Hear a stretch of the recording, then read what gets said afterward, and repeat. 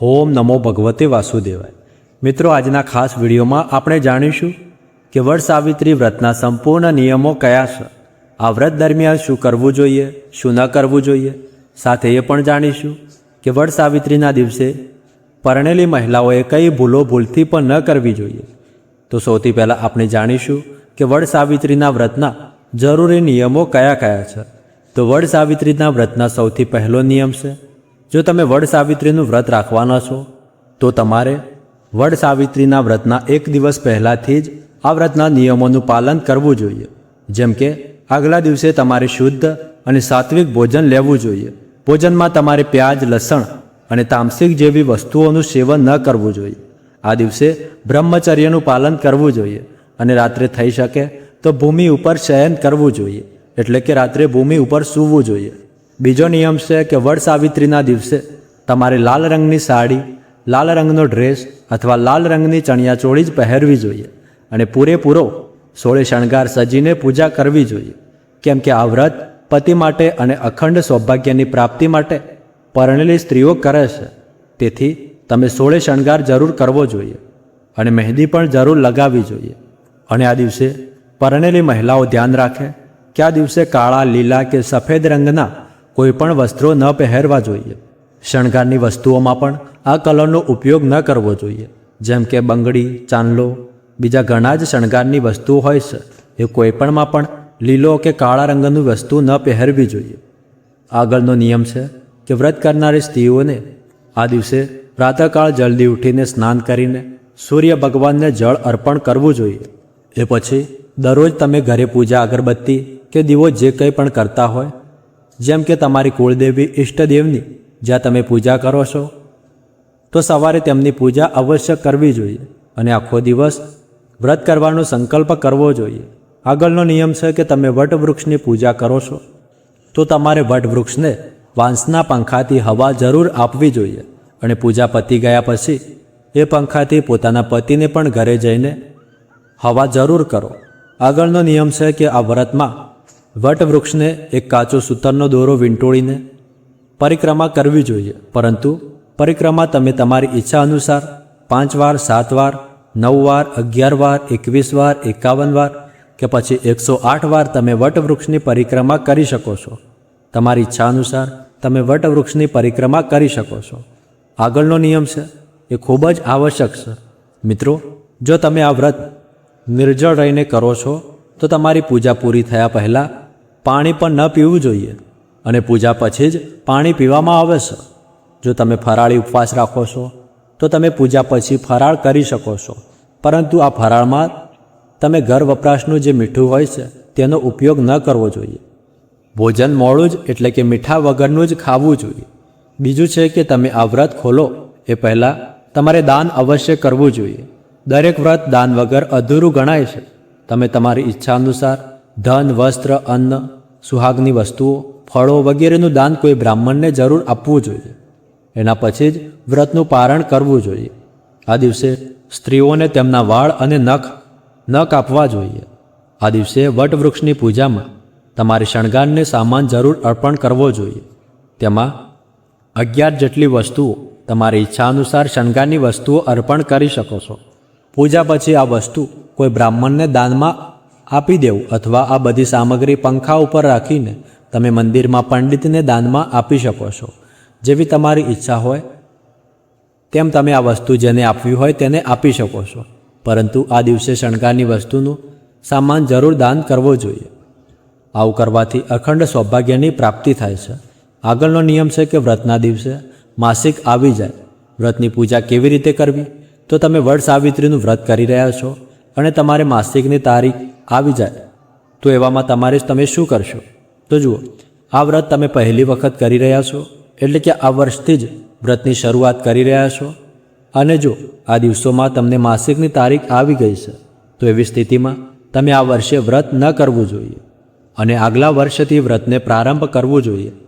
એટલે કે આ વર્ષ છોડીને આગળનું જે વર્ષ આવે એ વર્ષથી તમે વ્રતની શરૂઆત કરી શકો છો, પરંતુ જો તમે પહેલેથી જ આ વ્રત કરતા આવ્યા છો, એટલે કે આ તમારું બીજું, ત્રીજું, ચોથું, પાંચમું વ્રત હોય અને તમને આ વ્રત દરમિયાન માસિક આવી ગયું છે, તો તમારે આ વ્રત જરૂર કરવું જોઈએ, કેમ કે આ વ્રત વચ્ચે છોડવાની સખ્ત મનાઈ છે. જો તમારે વ્રતવાળા દિવસે માસિકનો પહેલો, બીજો, ત્રીજો અથવા ચોથો દિવસ છે, તો આવી સ્થિતિમાં તમે ફક્ત વ્રત રાખી શકો છો, પરંતુ તમારે પૂજા ન કરવી જોઈએ, કેમ કે અશુદ્ધ અવસ્થામાં પૂજા કરવી આપણા શાસ્ત્રોમાં વર્જિત માનવામાં આવ્યું છે. આવામાં તમે માનસિક પૂજા કરી શકો છો. પોતાના મનમાં સત્યવાન અને સાવિત્રીનું ધ્યાન કરો અને પોતાના પતિના લાંબા આયુષ્ય માટે કામના કરવી જોઈએ, પરંતુ તમારે કોઈ પણ સામગ્રીને હાથ ન લગાવવો જોઈએ. તમે ઘરમાંથી કોઈ બીજી પરણેલી મહિલા પાસે, જેમ કે સાસુ, દેરાણી, જેઠાણી પાસે પૂજા કરાવી શકો છો, અથવા કોઈ અડોશ પડોશમાં કોઈ સ્ત્રી છે જે વટ સાવિત્રીનું વ્રત રાખી રહી છે, તો તમારે વ્રતનો બધો જ સામાન એને આપીને તેની પાસે પૂજા કરાવી શકો છો. અને જો સ્થળે બેસીને વટ સાવિત્રીની કથા તમારે જરૂર સાંભળવી જોઈએ. આવું કરશો ત્યારે જ તમને વ્રતનો સંપૂર્ણ લાભ મળશે. હવે જાણીશું કે આ વ્રત દરમિયાન એટલે કે વ્રતના ઉપવાસમાં શું ખાવું જોઈએ અને શું ન ખાવું જોઈએ. તો પહેલું છે શિંગોડાના લોટમાંથી બનાવેલી વસ્તુઓ. શિંગોડા લોટમાંથી બનાવેલા ઉત્પાદનો ખાઈ શકાય છે, જેમ કે પૂરી અથવા ચિલ્લા. બીજું છે ચણા. વટ સાવિત્રી વ્રતમાં ચણાનું વિશેષ મહત્ત્વ છે. પૂજામાં પલાળેલા ચણા ચડાવવામાં આવે છે, એ પછીથી પ્રસાદ તરીકે ખાઈ શકાય છે. ત્રીજું છે મુરબ્બો. કેરીનો મુરબ્બો પણ ઉપવાસ દરમિયાન ખાવામાં આવે છે. દહીં અને મધનું પણ સેવન કરી શકાય છે. સાબુદાણામાંથી બનાવેલી ખીર અથવા ખીચડી ખાઈ શકાય છે. સામા. ઉપવાસ દરમિયાન સામો પણ ખાવામાં આવે છે. તમે ઘરે બનાવેલી મીઠાઈઓ અથવા ખીર પણ ખાઈ શકો છો. લીંબુ પાણી. ઉપવાસ દરમિયાન તમે લીંબુ પાણી ખૂબ જ ફાયદાકારક હોય છે, તેથી એ પણ તમે લઈ શકો છો. તમે કાજુ, કિસમિસ, અખરોટ અને બદામ પણ ખાઈ શકો છો. નારિયેલ પાણી શરીરમાં પાણીની ઉણપ થવા દેતું નથી, તેથી તમે ઉપવાસ દરમિયાન નારિયેલ પાણી પી શકો છો. તો હવે આપણે જાણીશું કે વટ સાવિત્રીના દિવસે ઉપવાસ કરતી સ્ત્રીઓને શું ન ખાવું જોઈએ, એટલે કે ઉપવાસ દરમિયાન ઉપવાસમાં શું ન ખાવું જોઈએ. તો પહેલું છે અનાજ. વટ સાવિત્રી વ્રતમાં ઘઉં, ચોખા અને મસૂર જેવા અનાજનું સેવન તદ્દન ન કરવું જોઈએ, તો તમારે આ ખાસ ધ્યાન રાખવું જોઈએ. બીજું છે તામસિક ખોરાક. તમારે તામસિક ખોરાક બિલકુલ પણ ન લેવો જોઈએ. ત્રીજું છે મીઠું. ઉપવાસ દરમિયાન મીઠાના બદલે તમે સિંધવ મીઠાનો ઉપયોગ કરી શકો છો, પરંતુ સફેદ મીઠું ન લેવું જોઈએ. ચોથું છે મસાલેદાર ખોરાક. ઉપવાસ દરમિયાન કોઈપણ પ્રકારના મસાલેદાર ખોરાક, તળેલા ખોરાકથી દૂર રહેવું જોઈએ.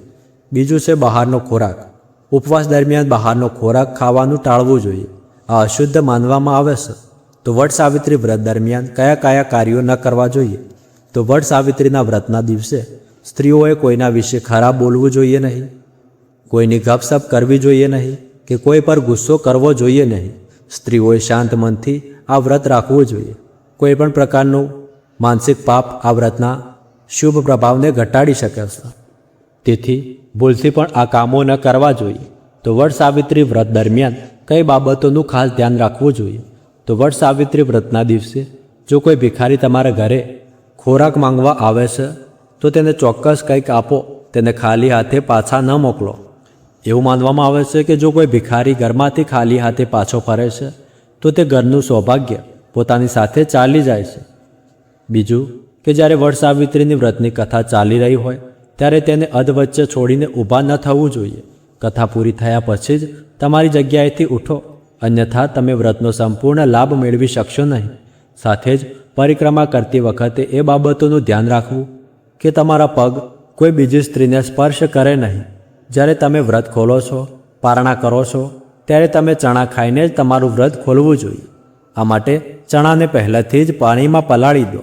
અને પૂજા દરમિયાન જો તમે સુહાગની સામગ્રી પ્રદાન કરો છો, તે ફક્ત તમારી સાસુ, નણદ અથવા પરણિત સ્ત્રીને જ આપો, અથવા જે વડ નીચે ગૌરાણી હોય તો તેને આપી શકો છો, અથવા મંદિરમાં પૂજારીને પણ તમે દાનમાં આપી શકો છો.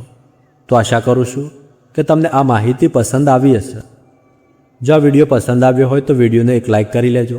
ચેનલ ઉપર નવા હોય તો સબસ્ક્રાઈબ કરી લેજો, કેમ કે આવી અવનવી વાર્તાઓ, કથાઓ, માહિતીઓ અમે તમારા માટે લાવતા હોઈએ છીએ અને કથા અમારી ચેનલમાં અપલોડ કરેલી છે, જે તમે સાંભળી શકો છો. અને હા, કોમેન્ટ બોક્સમાં તમારી કુળદેવીનું નામ અવશ્ય લખી લેજો. અને હા, તમારો કોઈ પ્રશ્ન હોય તો એ પણ તમે નીચે કોમેન્ટ બોક્સમાં અમને પૂછી શકો છો. તેનો ઉત્તર અમે જરૂર આપીશું. તો આજના વિડીયોમાં આટલું જ. મળીએ આગળના વિડીયોમાં. ત્યાર સુધી ધન્યવાદ.